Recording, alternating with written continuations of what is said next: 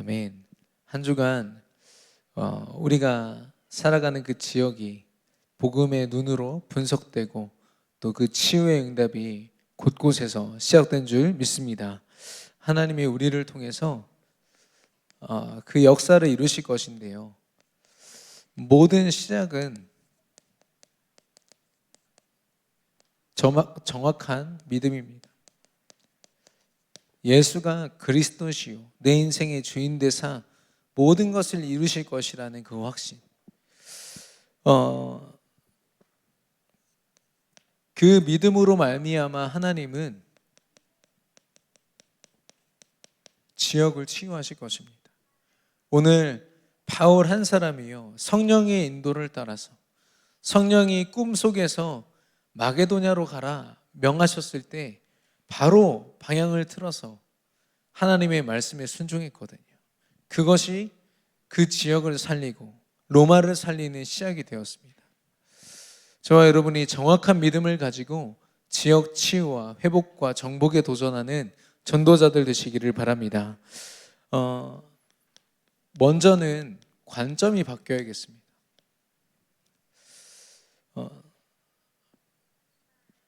모든 지역에는요 사단의 시스템, 우상 시스템이 있습니다. 눈에 보이든 보이지 않든 그 지역의 흐름을 주도하는 것들이 있거든요. 어떤 사입이나 종교와 그런 것을 통해서도 가능할 수 있고요. 제가 또 아까 어떤 우리 전도자들을 통해서 들은 것은 그 연구원들, 과학 전문인들 사이에서 명상이 유행을 하고 있는 거예요. 번호표를 뽑고 대기할 정도로 영적으로 병들어 있는 현장. 하나님은 없다고 당당히 외치는 그들이요 명상에 쩔쩔 매는 거 있죠. 우상입니다. 그걸 보면서 그냥 명상하는구나, 이 지역에 좀 힘이 있구나, 이런 수준이 아니라 바울은 격분했다고 했습니다.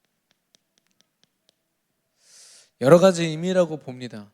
하나님의 그 주도권을 상실한 것에 대한 가슴 아픔이 있겠죠. 또 사단이 그 영혼과 그 지역의 활기함으로 말미암아 무너진 그들의 영혼과 영적 상태를 보면서 애통한 마음으로 격분했을 것입니다. 이 관점은요 오직 복음이 아니면 가질 수 없습니다. 예수가 그리스도라는 정확한 답을 가진 사람만이 지역을 이렇게 볼 수 있습니다. 이렇지 않으면요 아시겠지만 좋은 카페에 있다 이건요 금방 소문 탑니다. 왜냐? 서로 얘기하거든요. 우리 지역을 그렇게 분석하는 거죠. 이 아파트가 얼마나 가격이 올랐다더라. 요즘에 여기서 좀 좋은 일들이 많이 있다더라. 지역에서요 다 보면 그 지역을 보는 기준들이요 육신적입니다. 두 번째는 책임입니다. 하나님이 나에게 최고의 선교지로 나의 업의 현장과 나의 지역을 허락하셨다. 이 지역이 나와 아무 상관이 없다면 우리가 그 지역을 두고 왜 격분해야 됩니까? 그냥 내가 의식주만 잘 견디면서 부족하지 않고 남에게 피해 안 주고 그냥 적당히 잘 살 것 같으면 이런 거 필요 없겠죠. 그러나 바울은 그 아덴이라는 도시에 막 계획을 짜가지고 간 것이 아닙니다. 그런데도 지나가는 중에 보이는 그 우상 문화가 너무 격분이 되는 거죠. 여러분과 저에게 이런 마음이 있기를 원합니다. 하나님이 한 지역과 이 분야를 내게 허락하셨다. 여기에서부터 하나님의 세계 복음화가 시작될 것을 저는 확신합니다. 아무리 우리에게 말씀이 선포돼도요 이 믿음 가지고 하나님이 내 지역과 내 분야, 내 전문성을 바꾸실 것이다. 하나님 나를 사용하여 주옵소서. 하나님이 이런 전도자 찾고 계시거든요. 세 번째로 실제 헌신입니다. 나의 것을 드린다 이런 표현으로 헌신이라는 표현을 쓰지만 결국 헌신은요 최고의 헌신은 철저하게 성령 하나님께 순종하는 겁니다. 그리스도의 언약으로 말미암아 내게 역사하시는 성령. 바울은 그랬습니다. 내가 이곳을 살려야겠다. 많은 생각과 자신만의 어떤 계획들이 있지만 성령이 그 방향을 트시면 온전히 순종하겠습니다. 그것이 선교를 위한 최고의 헌신의 모습이었거든요. 저와 여러분이 우리 안에 깊이 각인되고 고착되어 가지고 이 도저히 고쳐지지 않는 부분들이 있습니다. 복음이고 또 성령 인도라고 우리는 포장하고 있지만 너무 우리의 어떤 자존심과 이런 것으로 고착화되어 있는 것들이 있거든요. 저도 이번 주에 우리 전도자분들이랑 대화를 하는 중에 제 생각이 굉장히 폐쇄적이라는 걸 알았어요. 변화를 참 두려워한다. 지금 제가 경험하고 있는 것들이 너무 저한테는 안정적으로 나름대로 자리 잡은 거죠. 더 큰 도전을 하고 싶지 않은 겁니다, 솔직히. 근데 그건 헌신이 아니거든요. 순종이 아닙니다. 내가 그동안 잘해왔다고요? 아니요. 성령 인도를 따라가는 것이 잘하는 겁니다. 그건요, 오직 복음으로만 가능합니다. 이때 하나님이 우리에게 이루시는 것은요, 성경적 전도입니다.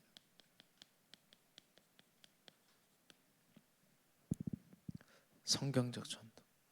우리 5가지를 지난 5주 동안 우리에게 치유라는 제목으로 말씀하셨거든요.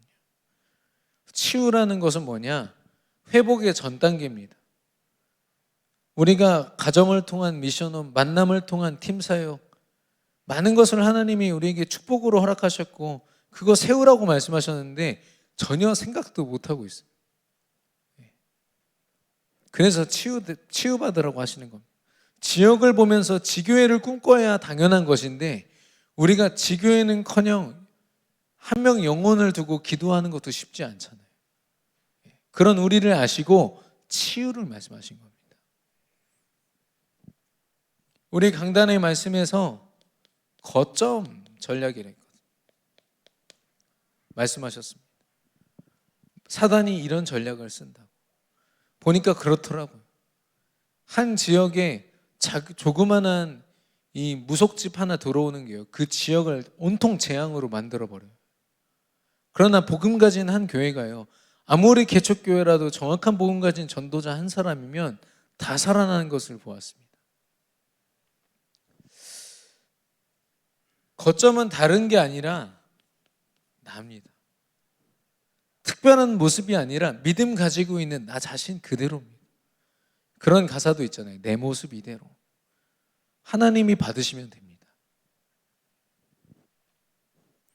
나 한 사람이 정확한 믿음으로 오직의 결론 내렸을 때 예수 그리스도 말고는 없다. 그러면 모든 스케줄과 나의 삶으로 하여금 하나님은 집중하게 하시거든요. 이 집중의 반대말은 분열입니다. 어떻게 살지, 뭐 하면서 살지, 뭐 먹고 살지, 당연한 생각들 같지만 하나님은 그걸 분열이라고 말씀하십니다.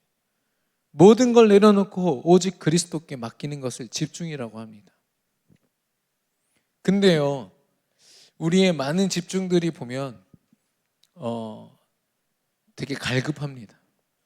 문제 만나서 갑자기 집중을 하고, 혹은 또 뭔가 인생에 좀 한계에 도달했을 때 또 하나님께 막 간구하듯이 집중하기도 하고, 그러다 보니까 어떤 집중을 놓쳤냐면 행복한 집중을 놓쳤어요.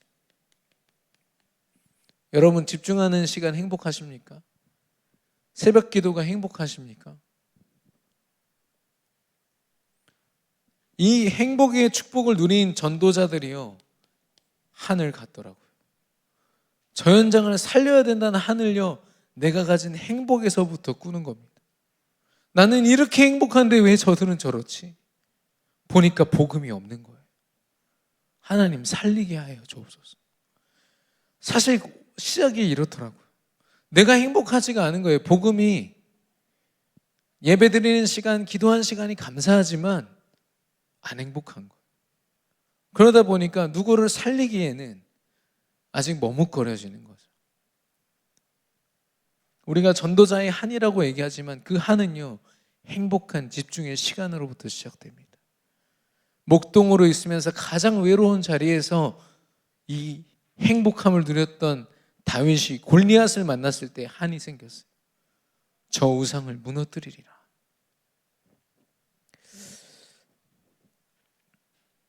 저와 여러분을 하나님이 거점 삼으사 모든 지역 치유의 응답을 허락하실 줄로 믿습니다. 남은 한 주 동안 이 응답을 누리시기를 예수님의 이름으로 축원합니다. 이걸 저는 조금 다른 표현으로 주도권이라고 표현합니다. 주도권 회복. 한 전도자에게 하나님이 이 축복을 허락하실 것인데,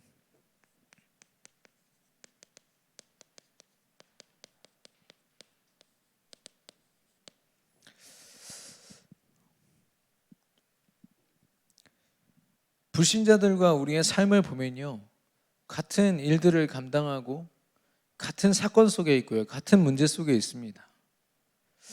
그런데 분명히 다른 흐름이 있거든요. 하나님은 딱 두 가지 흐름이 있다고 말씀하십니다. 사단에게 주도권을 빼앗긴 그 흐름이 있고요, 하나님께 맡겨드린 그 영적인 축복의 흐름이 있습니다.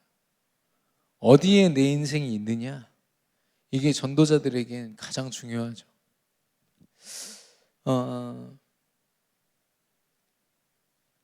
이 바울이 전도 여행에서 만났던 그 현장들은 대부분 로마에 속국되어서 우상을 어마어마하게 섬기는 영적인 이 불모지였습니다. 지인이 많이 있는 것도 아니고 거기에 이렇게 어떤 바울을 옹호해주고 지켜줄 세력이 있지도 않았습니다. 그러니까 바울이 어떤 사람과 육신적인 것을 의지해서 그 전도를 가능하게 한 것이 아니라 그곳에서 철저하게 성령 인도 받음으로 그들을 살리고 그곳에 정확한 영원한 시스템을 세웠거든요. 우리가 받을 응답은 그겁니다. 우리 전도자들이 그 축복을 우리가 함께 누려야겠는데요, 우리 강단에서도 말씀하셨지만 그 지역에 흐름이 있습니다. 오늘 본문에 보니까 빌립보라는 지역을 주목하고 있어요. 빌립보는 어떤 곳입니까? 로마의 식민지입니다. 16장 12절에 보니까 로마의 식민지 된 곳이라 라고 했거든요. 로마의 식민지 된 곳은 철저하게 로마의 법을 따라야 되고요, 로마의 통치 아래 로마가 믿는 신들을 다 믿어야 됩니다. 곳곳에 로마의 신전과 신상들이 세워지고요, 그 신전에서 일하는 사제들이 굉장한 힘을 갖습니다. 정치인들이면 모든 주도권을 여기서 갖거든요. 종교와 영적인 것까지도요. 빌립보가 그런 곳이었습니다. 겉으로 볼 때는 굉장한 도시 같지만 무속과 종교와 귀신에게 완전히 그 문화와 흐름을 빼앗긴 도시.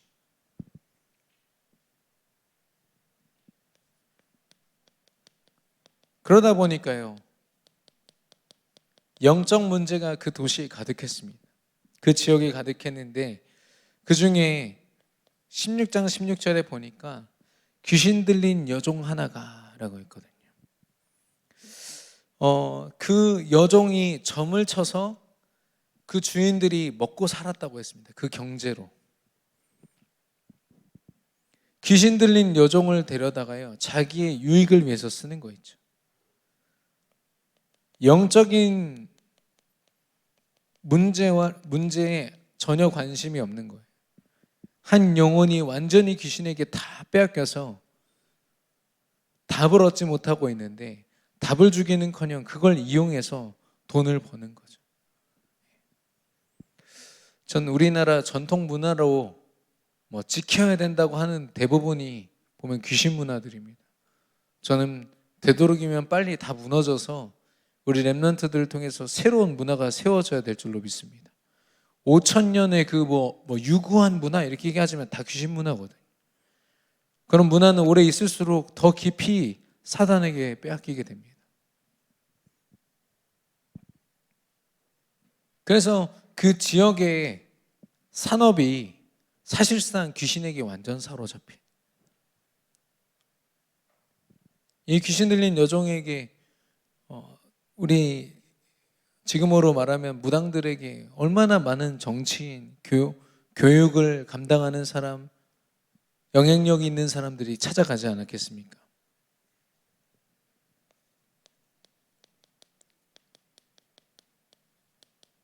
수많은 신을 섬겼지만, 로마의 신을 섬겼지만 영적인 무지 속에 있었습니다.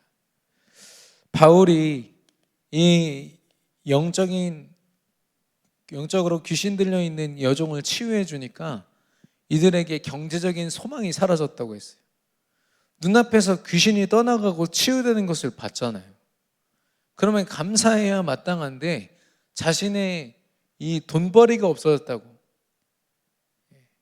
자기가 벌 수 있는 이 경제의 통로가 사라졌다고요. 이 사람들이요, 화가 나서 바울과 신라를 고발합니다. 전도하는 팀을 고발하거든요. 영적으로 무지하죠. 사단에게 모든 소망을 걸었던 그들이요, 그 통로가 사라지니까 소망이 없어지는 거예요.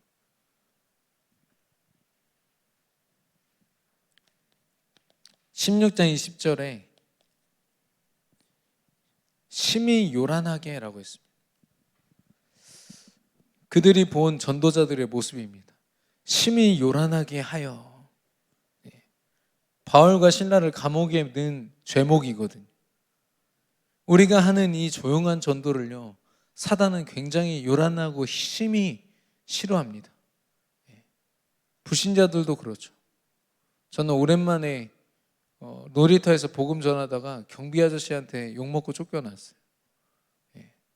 아니, 조용히, 제가 뭐 크게 한 것도 아니고 조용히 설명하는데도 뭐라고 하더라고요. 우리가 전하는 이 복음의 가치를 모르니까 이렇게 여기는 겁니다. 그러면서 그들의 뭐라고 또 고발했냐? 로마인들이 할 수 없는 이상한 풍속을 그들이 행한다고 했습니다. 전혀 이해를 못하죠. 영적으로 이게 얼마나 축복이요, 전도자들이 한 지역에서 전도운동을 한다, 이 가치를 모르는 겁니다. 그래서 결국에는 22절에서 23절에 보면 그들을 매우 치고 핍박했습니다. 상관들이 옷을 찢어 벗기고 매로 치라 하여 많이 친 후에 옥에 가두고 간수에게 명하여 든든히 지키라 하니. 전도자들이 이런 취급을 받았습니다. 어쩌면 우리의 우리가 하는 전도 운동은요, 세상이 볼 때 이 모습, 이런 모습일 것입니다. 그런데 그렇게 핍박했던 그들이요,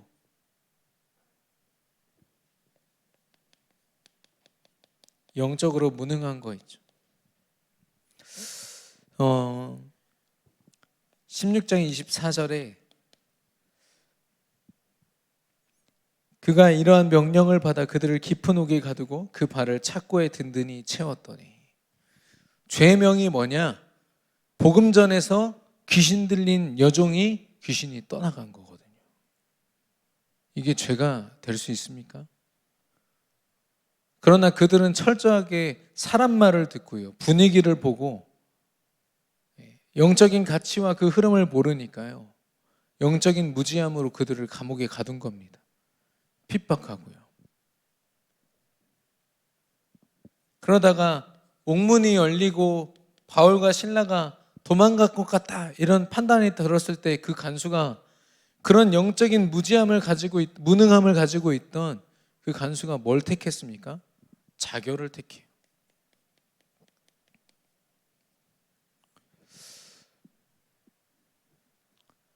옳고 그름을 판단하고 한 사람, 이 전도자들을 감옥에 가둔 그들이요, 중요한 위기가 딱 오니까요, 자결을 선택하는 거예요.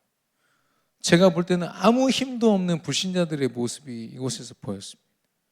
겉으로는 이게 옳다 그르다, 저 사람을 감옥에 넣어라 말아라, 그들이요 얼마나 영적으로 무지하고 영적 문제 하나도 치유하지 못하는 그들, 그 지역의 흐름이 그랬습니다.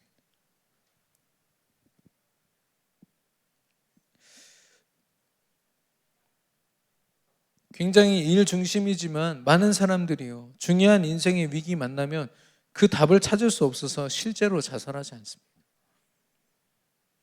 우리가 속해 있는 지역의 흐름의 모습입니다. 사단의 식민지로 영적 문제 전혀 해결하지 못한 채로 영적인 무지와 무능에서 헤매고 있습니다.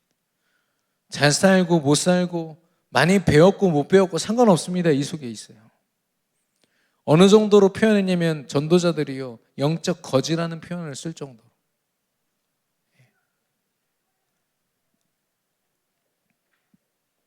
아니 올해 입사한 전주의 어떤 공무원이 자살했잖아요. 유서 남기고 못 살겠다고. 우리가 볼 때는 공무원 시험 해가지고 그 경쟁력 높은 거기에 붙었다는 것 자체가 성공 아니냐 이렇게 생각하지만 그렇지 않은 겁니다. 우리가 보는 기준과 그 속에 흐르는 영적인 흐름은 완전히 다르거든요. 바울은 이런 지역의 흐름에 휩쓸리지 않고 오히려 그 가운데서 영적인 주도권을 가지고 그들을 살리고 치유하는 데 쓰임 받았습니다. 그것을 전도자의 흐름이라고 합니다.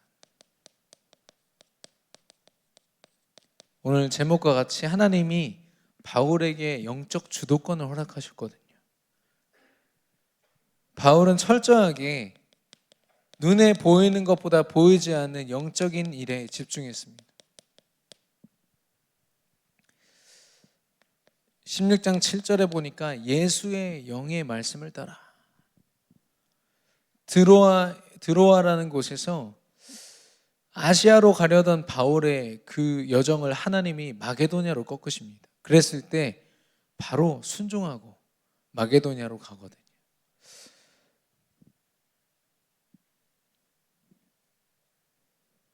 또 빌립보라는 지역에서 16장 13절 바울의 관심은요 그 지역에 있는 어떤 내가 살만한 곳, 내가 지낼 만한 곳, 의식주를 해결할 수 있는 것을 관심 갖지 않았습니다.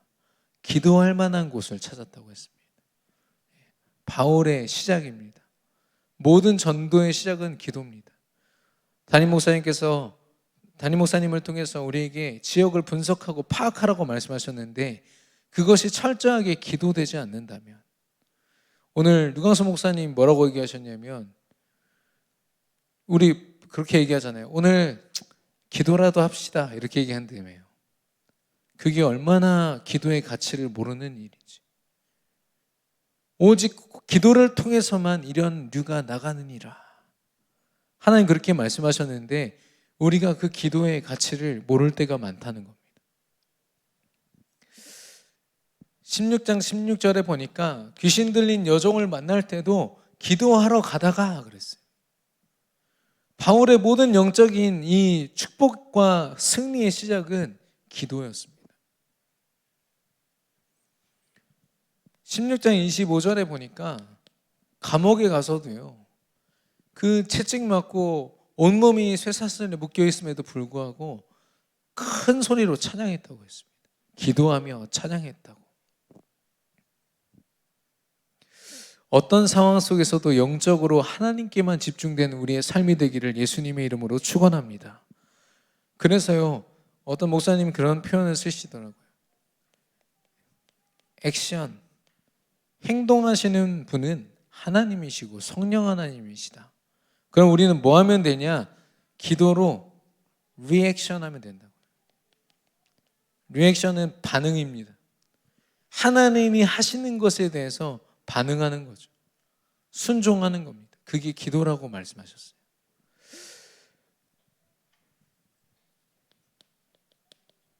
그러다 보니까 하나님이 바울의 모든 여정 속에 영적인 축복을 몰아서 주셨거든요. 첫 번째는 만남이었습니다. 16장 1절에서 5절에 보니까 디모데라는 제자, 사역자를 함께 만났습니다. 앞으로 이 바울 다음의 그런 후계자로, 목회자로, 영적인 아들로서 세워질 디모데가 이때 만남의 축복을 갖게 됩니다. 그리고 14절에서 15절 보니까 하나님이 이 루디아의 마음을 움직이셔서 이 바울의 말을 따르게 한지라 라고 했거든요. 루디아와의 만남의 축복, 그것도 기도하러 가는 중에, 기도하는 곳을 찾는 중에 루디아를 만났는데, 루디아가 우리 집에 와서 거하라. 나를 주 믿는 자로 알거든 우리 집에 유하라. 그래서 그곳이 지교회가 되고 미션홈이 되고요, 루디아가 하는 업의 현장이 전문 교회가 되어서 하나님께 쓰임 받는 거죠. 어떻게 보면 우리 담임 목사님께서 금요 기도회 때 말씀하셨지만, 사역자로 쓰임 받는 디모데와의 만남, 한 지역을 담당하고 책임지는 조장 루디아의 만남, 이 만남을 통해서 하나님이 이미 그 모든 역사를 이루신 거죠. 저도 지금 그 작업을 하고 있습니다. 우리 많은 중직자분들이요, 업의 현장에서 얼마나 열심히 그동안 기도 속에서 그 업을 감당하셨는지 많은 사람에게 선한 영향력을 주고 계세요. 하나 아쉬운 게 있다면 영적인 영향력이 아직 전달되지 않았다는 거죠. 그것을 깨우고 함께 그곳의 다락방부터 응답을 받는 거. 그래서 우리 산업인, 특별히 남자분들을 제가 이렇게 만나면서 한 분 한 분 이렇게 돕고 있습니다. 하나님이 분명히 역사하실 줄 믿는데요, 바울은 이미 그 응답을 하나님께 받았어요. 두 번째로 흑암이 결박됩니다. 사도행전 16장 18절에 보니까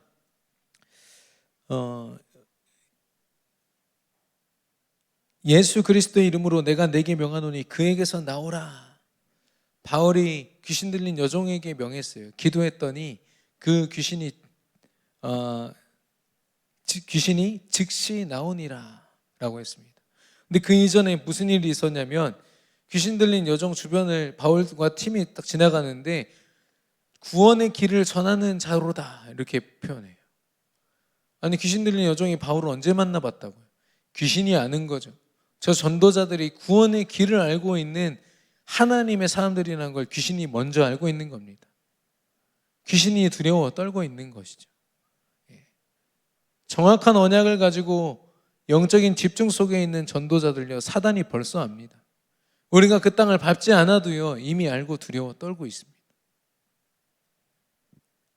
그리고 우리가 흑암을 결박할 때 하나님이요, 보좌의 능력으로 귀신이 즉시 떠나가는 응답을 허락하실 것입니다.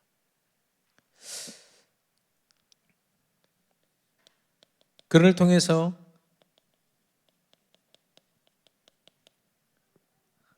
한 영혼이 하나님께로 돌아오거든요. 귀신 들린 여종도 아마 하나님을 만나지 않았을까.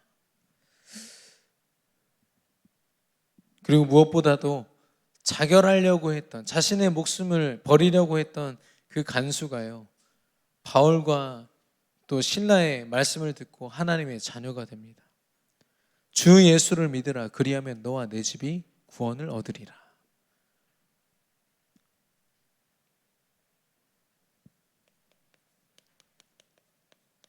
성령이 정확하게 역사하셨습니다.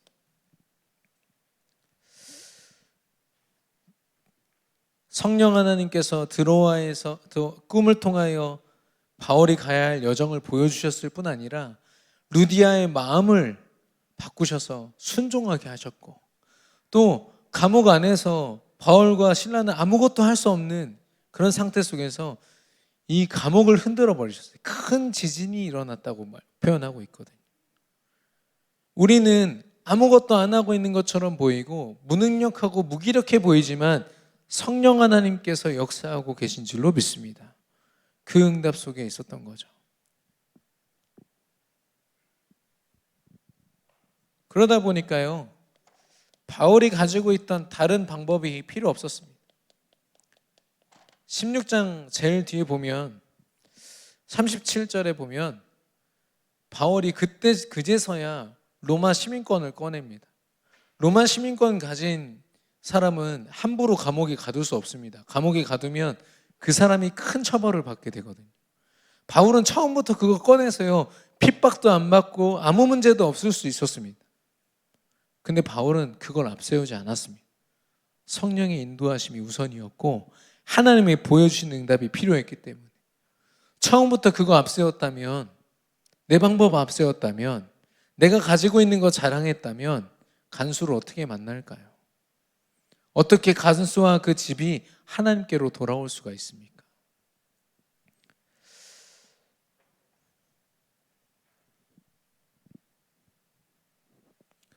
하나님이 저와 여러분에게 바울이 누렸던 전도자의 흐름, 모든 주도권을 가지고 지역을 살리고 치유할 응답을 허락하실 줄로 믿습니다. 그러면 어떻게 그 축복을 누립니까?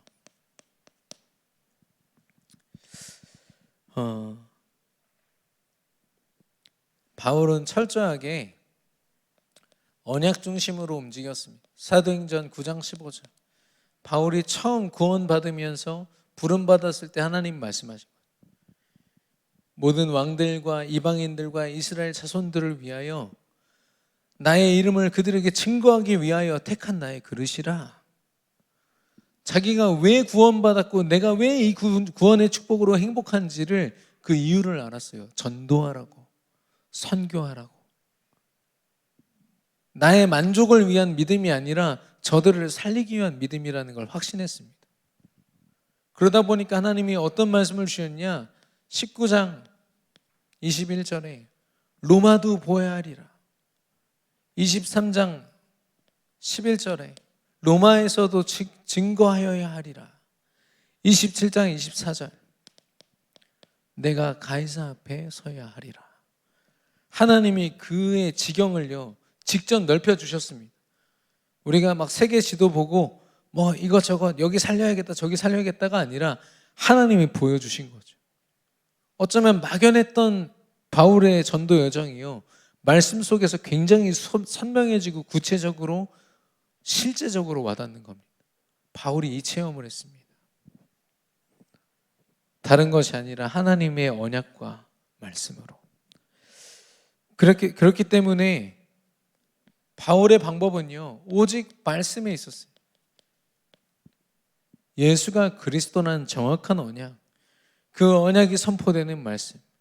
그래서 하나님의 말씀을 어떤 목사님이 전하고 어떤 누구를 통해서 듣더라도 하나님의 음성으로 듣고 하나님이 약속하신 바로 붙잡았다면 그걸 제대로 붙잡은 사람은 두려울 필요가 없습니다. 하나님이 약속하신 대로 하실 텐데요. 아무리 이스라엘이 무너졌다 회복한다 그게 70년이 걸리고 100년이 걸려도 상관없습니다. 하나님이 하실 거니까요. 선지자들은 그렇게 승리했습니다. 언약이 가장 중요하다는 것을 아니까요 자신의 모든 우선순위를 여기에 두는 거 있죠. 언약의 가치를 아는 전도자들은요 예배에 목숨 겁니다.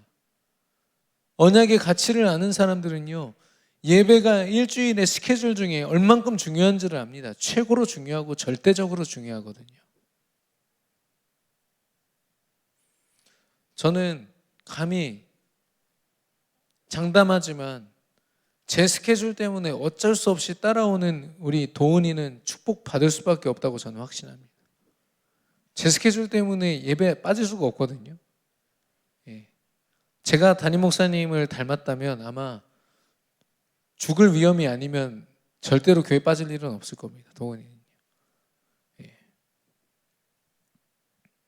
전 교회 너무 빠지고 싶었는데 한 가지 허용되는 게 눈병. 성도들에게 눈병을 옮기는 선한 누나가 그렇게 교회에 빠지는 거 보고 그렇게 눈병 걸리고 싶어서 돌아다녔는데 결국 안 걸렸습니다. 주여. 네.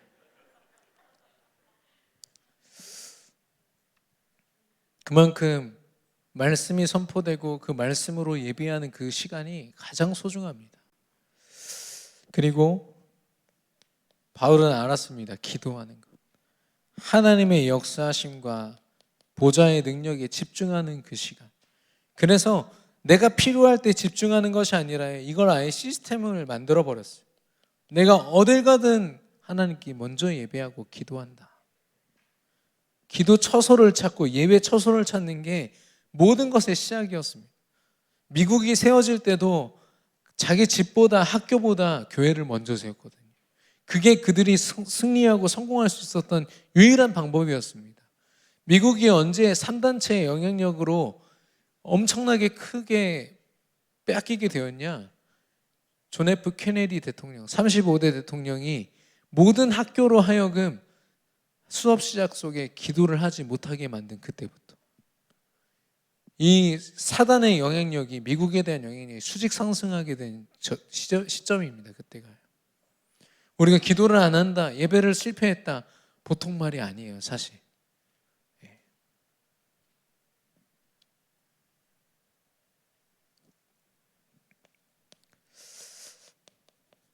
하나님이 명하신 전도가 곧 삶에 있어서의 사명으로 바울은 붙잡았고, 그렇기 때문에 전도의 여행을 한다 표현할 정도로 모든 스케줄을 여기에 집중했습니다. 뭐냐? 내가 판단하는 대로 그 여행이 움직여지는 게 아닙니다. 성령 하나님께서 제자를 붙이시면 그곳에서 하나님의 응답을 따라서 3개월, 2년 집중하고요. 그 모든 스케줄이요, 내 기준이 아니라 하나님의 인도대로 가야 돼요. 우리의 전도가 성령의 인도 속에 있기를 바랍니다. 내 기준으로 좀 해본다, 금방 지칠 수밖에 없습니다. 우리 수준에서는 좀 일어난다 해도 결국 그 전도운동이 영원한 응답으로 이어지지 않거든요. 요즘에 죄송합니다만 저희 딸이 그렇게 고집이 세졌어요. 말을 배워가지고요, 내가 바지 입을 때도 내가, 그 지가 입으면은 한쪽에다 두 다리를 놓고 혼자 울고 있어요. 그렇게 부족한데도요, 얼마나 고집스럽게 보이는지. 제 성질 같아서는 한 대 때리고 싶은데 절대 때리면 안 된다대요.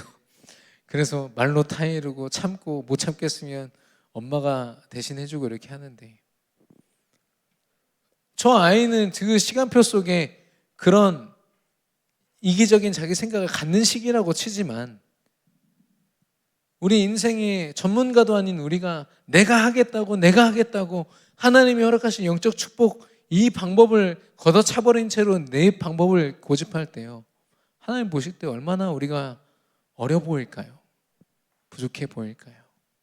바울은 그걸 알아서 하나님의 삶 오늘에 집중한 겁니다.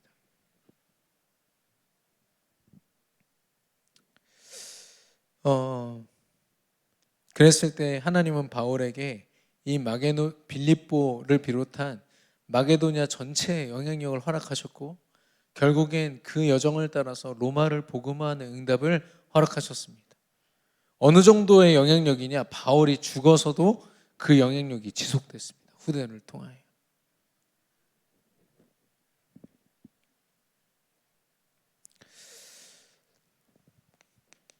결론입니다. 우리는 불신자들과 일부가 다른 사람들이 아니라 완전히 다른 사람들, 완전히 다른 삶을 가지고 완전히 다른 일들을 감당하고 있거든요. 어떤 목사님 그렇게 표현하시더라고요. 노력하지 않는 것이 최선이다. 내 노력으로 하는 게 아니라 하나님이 하시는 것이 최선이다.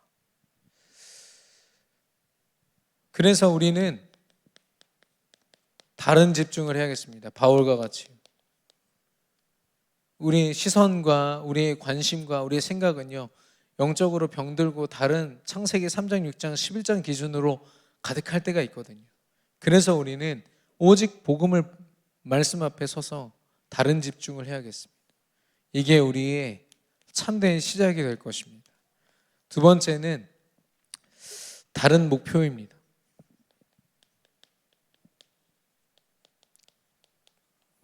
우리는 무조건 성공하고 잘 되고 꽃길만 걷자. 이런 세상의 수준 낮은 끝을 바라보는 것이 아닙니다.